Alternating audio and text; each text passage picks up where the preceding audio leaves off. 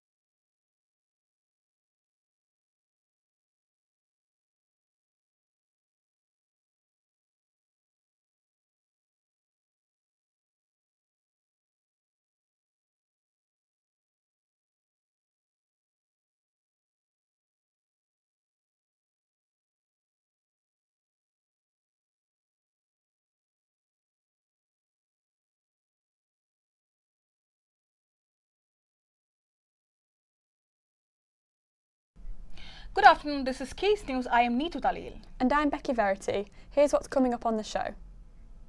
In Daniel's memory, the grieving brother campaigning to change the law.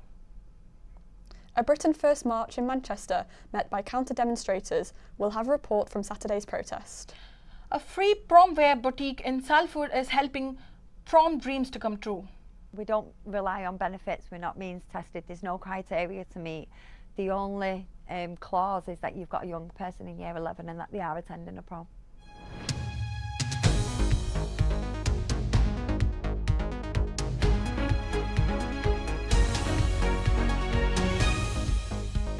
A man in Manchester is campaigning for the UK to bring in a duty to assist Law Johnny Haggerty fight for the law reform began when his sister died after her partner failed to call for help. Libby Warren reports. On Monday, the 13th of March 2023, Johnny Haggerty's life changed forever when he had a call from the police to say his younger sister was in intensive care. You could see that she was there. She looked all right, apart from wires coming in and out. She just looked like she was asleep and she looked peaceful, but we found out then that she was basically brain dead. Earlier that day, Danielle had been heard by a neighbour having an argument with her partner in his home. The neighbour reported that Danielle was clearly in distress, with sounds of abuse and suicidal claims. They then saw the partner lock Danielle in his flat and leave as she pleaded to be let out. Out of concern for Danielle's well-being, the neighbour called 999, while the partner just walked away. The police arrived to find Danielle unconscious. She was then taken to Tameside Hospital, but it was too late. Tell me a bit about Danielle as a person. What was she like? Yeah, she was lovely girl. Really bubbly. She's just like full of energy. gets on with everyone, do anything for anyone. Brilliant little sister. Great auntie to my kids and my brother's kids. Yeah, she's just a really nice girl. Johnny and his family were heartbroken, but also frustrated as the court found there was not enough evidence to charge Danielle's partner, despite him walking away when she was in clear distress. He could not be charged with gross negligent manslaughter because he did not owe Danielle a duty of care. The way we look at negligence is we say that you're only under a duty to act if you've got a duty of care. So a pre-existing relationship, such as parent and child, teacher and pupil, doctor and patient. But there isn't that partnership or friendship within there that you talk of. Since Danielle's death, Johnny has joined with other families to campaign for law reform in the UK. They are fighting to make it a legal duty to assist someone in immediate danger. It hopes to prevent someone from deliberately avoiding calling for help. I do think there's a massive gap in the law where, like especially in domestic violence situations, someone can exploit it and get away with the worst things. And it's if all these families are coming forward, how many times has this happened and it's not recorded, or there's no stats to say how many times people have got away with it. So far, their petition for Danielle's law has received over 16,000 signatures. If successful, the UK would not be the first country to have a legal duty to assist or to rescue. So in France, it's a criminal offence not to assist somebody. Also, there are quite a few states in America, Australia and Canada that have a Good Samaritan law, which is not quite a duty to rescue, but it's where the law looks more favourably on people that have stepped in and rescued where things go wrong. Johnny described what it would mean to his family if Danielle's law became a reality. Obviously, it's not going to bring justice for Danielle, it's not going to bring her back, but hopefully it'll allow people in the future, either it'll encourage someone to call 999 when someone's in immediate danger, or it'll also hold people accountable for like the most grossly negligent stuff. You shouldn't be able to just walk away or leave someone to die and not face any sort of consequences. Libby Warren, Quays News. A Britain First march for remigration and mass deportations took place at the weekend in Manchester city centre. The far-right group were backed by hundreds of supporters, with a counter-demonstration also taking place. Our reporter William Corey has the story. Right in the heart of Manchester, a set of protests where the views couldn't be more different.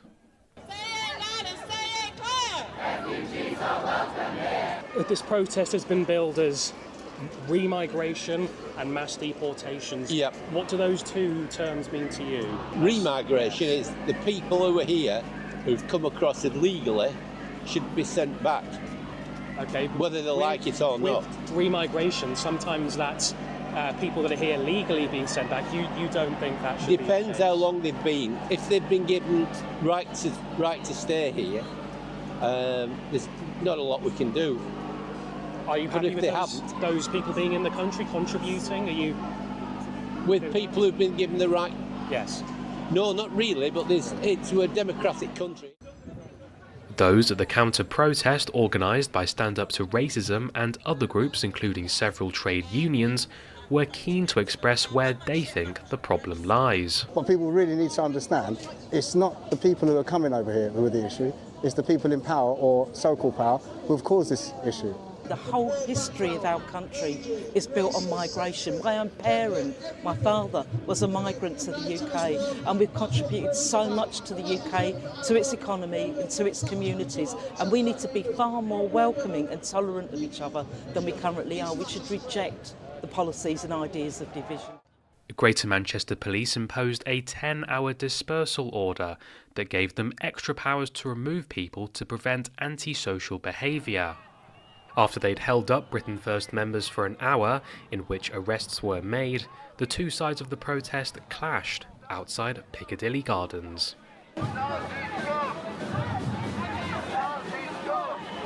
What these protests show is two sides of the political spectrum clashing over an issue that has received much attention. And while these groups may not represent everybody in the country, the polarisation here today is clear to see. There's been a lively counter-protest here as well. This is quite a polarising issue for people across the country. Do you see that changing? Do you think the temperature can be raised down? No, no, I don't. There is space for a reasonable adult grown-up debate around migration, but it means people need to listen to each other, and we also need to arm ourselves with the facts as well. The strength of feeling shows how the temperature around immigration remains high, and it's hard to see when it'll cool down. William Corey, Quays News. Now, Manchester is leading the way in a pioneering approach to preventative healthcare. A major screening event for abdominal aortic aneurysms, or AAA, is set to take place at Manchester City's Etihad Stadium tomorrow. Our reporter, Elisabetta Vanacore, is here in the studio to tell us more. Yes, this is much more than a simple medical checkup. While this screening is focused on detecting AAA and therefore is aimed at men aged 65 and over, it doesn't stop there. Men can get their blood pressure checked, their diabetes, cholesterol and BMI all in the same day, all in one go, for free, and receive as well financial advice and cancer support advice. So we're talking about a whole new way of thinking about public health care. I spoke to Dr. Nazir Ahmad, a vascular surgeon and clinical director for the program, and he said that he hopes this event can pave the way for a better future. Elisabetta, AAA is also known as the silent killer. Why is that? Well, AAA is virtually undetectable unless you get these scans, so a lot of people don't even know about it, and when the aneurysm ruptures, it's already too late. The mortality rate for that is 70%, and roughly half of the men that suffer a rupture like that don't even get to go anywhere before they pass away. So that's why early screening is so crucial. Those rates drop all the way down to 1 to 2% if the procedure is done electively. Those numbers are shocking, and just to reassure people that don't like going to the doctor, what is the actual screening process like? There's absolutely nothing to be afraid of. It's just a simple scan, it's quick, it's non-invasive, just like the ultrasound pregnant ladies get. So I think for an issue like this, it's better to just get checked because you never know, and it's the only way to find out. And why Manchester? You mentioned this as a part of a wider plan? Yes, Manchester is actually the only place in the country doing something like this. That's because Greater Manchester was chosen as England's first prevention demonstrator as part of the government 10-year health plan. So that means that the aim is turning the NHS into something more proactive rather than reactive, so that they can reduce the demand on A&E departments 5 or 10 years down the line. This whole way of working, a new way of thinking, it's called Make Every Contact Count. It's completely new, and Manchester is leading on this. And within the screening programs, the aneurysm screening program is leading on this for the country. A really vital initiative. Thank you, Elisabetta. Mother tongue is an emotion that connects us to our roots. Manchester's Community and Cure celebrated International Mother Language Day with a fusion poetry event on February 19th. I went to the event. Here is what I found. Community and Care held Poetry Night on 19 February to mark International Mother Language Day, celebrating linguistic diversity and cultural heritage. The event featured poetry reading in multiple languages, aiming to raise awareness about the importance of preserving mother language and promoting community unity. For me, I think it's just important because it's a big part of who you are. It's a big part of your identity, like what your parents, if your parents have spoken a language to you when you were very young, then it forms who you are. It's something that you can't escape, so you might as well embrace it. So it's something that and it's a form of richness, and it's a form of culture. When I talked about the poem about being anxiously attached, those are patterns that I saw in myself. And then the poem about the two different perspectives in a relationship, those are things that I've seen, and there'll be times where I've gone in relationships and I was like, that person was so unfair to me. And then I think back and I try to put myself in their perspective. So it's a combination of everything: life experience, conversations that I've had, things that I've seen. After COVID-19 and a cost of living crisis, parents and children alike worry about the financial implications of sending their children to their secondary school prom. To try and combat this, Becky from Body Mind Educate in Salford set up a free prom wear boutique. I went down to find out more. Your dream prom dress, suit or accessories for free. That is the mission of Body Mind Educate. Their free prom wear service allows Greater Manchester's secondary school students to attend prom without worrying about the cost. When did you get the idea to start this boutique? So about 4 years ago, I'd been out for my son's prom wear, who was 15 at the time, and it had come to a lot of money. And a bit later that night, I kept thinking, like, what are my friends' children doing, and what are my son's friends? Are they all going? And so I put a plea out on Facebook with my business, Body Mind Educate, and within a week I had like 2 rails in my living room, and I helped 17 young people that year. The Salford community has rallied around this scheme. Thankfully, Body Mind Educate's hard work was recently recognised by the National Lottery. So I've been actually running 3 years, and we've been running on no funding. Everything here that you see is free, and it comes from donations.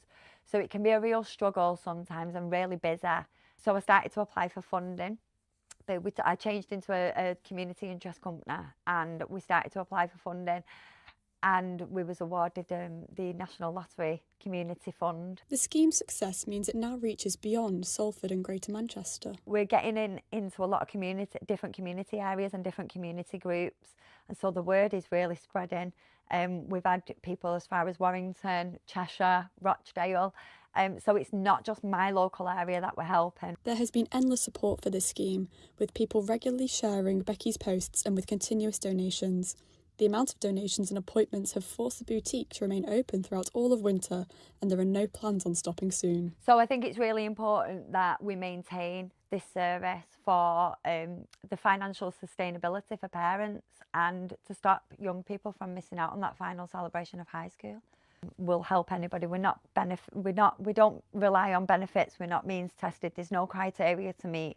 The only clause is that you've got a young person in year 11 and that they are attending a prom. And finally, 2 brothers from Greater Manchester have thanked fans after the single rose to their first place on the official singles download chart last week. Familiar Faces by Oldham-based duo 2 Corners took number one of the likes of Taylor Swift and Bruno Mars. James Woodworth has more. And the council tax keeps going on. Taylor Swift, Bruno Mars, global superstars dominating the charts. But last week, a classic David and Goliath upset as 2 brothers from Greater Manchester knocked the Giants off their perch and claimed top spot. And it was here, in this pub behind me in the centre of Oldham, where 2 brothers, Callum and Danny, first performed in front of a small audience of locals in 2023. But now their song, Familiar Faces, has hit a record audience, peaking at #1 last week in the UK's official downloads charts. Danny, what was your reaction when it went to #1? Well, you see that smile then just... It was... I don't know. I was going to say unexpected, but me and Callum are in this music, like, we believe in ourselves, and I think as no matter what you do in life, you have to believe in yourself, and if you want to be the best at what you do and you feel like you can get them numbers, you will do it. Basically, they came in and said, could they do? So I said, yeah, I'll support you as much as we can. So obviously they did the gig, and then from there, obviously, like they told you, the video in here then just went boom. It's our Shore Road sweets, our Littlemore sweets. The Connors grew up in Durka, which is a working class area of Oldham. The town is at the heart of Familiar Faces, with the community the lifeblood of the song. Something both Danny and Callum continue to hold dear and express through their music. All the stories are true in Oldham. You know, these lads will tell you in corner there, man, every single story that you're hearing in that song's true. The success of Familiar Faces is the latest achievement for the Connors brothers. In December, their first show outside of Oldham was a sellout, which is proof their music is reaching far beyond just their hometown borders. Yet despite the national success, their roots remain firmly planted here with the people who stood by them from the beginning. some people do a video and say thanks, but I don't think half of them even mean it. Yeah, thanks so much. We'll promise to give you everything back. We've enjoyed every moment of it as well. Every gig, every show that we've done, all the memories that we've done, all the nights, all the people. It's been an absolute blast, hasn't it? People, just like you said then when we was doing that walk down the street, just meeting people coming up to you saying love you, and then just having a conversation with people. It's all been a good blast. Yeah, it's been massive. And when I'm older and that, and I've got my dressing gown on and I've got a fag or whatever, or probably won't smoke, but I'll look back and I'll remember them times, definitely. Proud of you? Very. We're all very proud of them. They're doing amazing. Obviously, like you say, we all support each other. Nobody can do anything on their own, so we help each other and we do what we can for each other. From 64 followers to #1 in the UK. Two brothers in their hometown. That's when we were young. James Sudworth. And that's all we have time for today. Be sure to follow us on Quays TV to stay up to date with all the latest. Goodbye.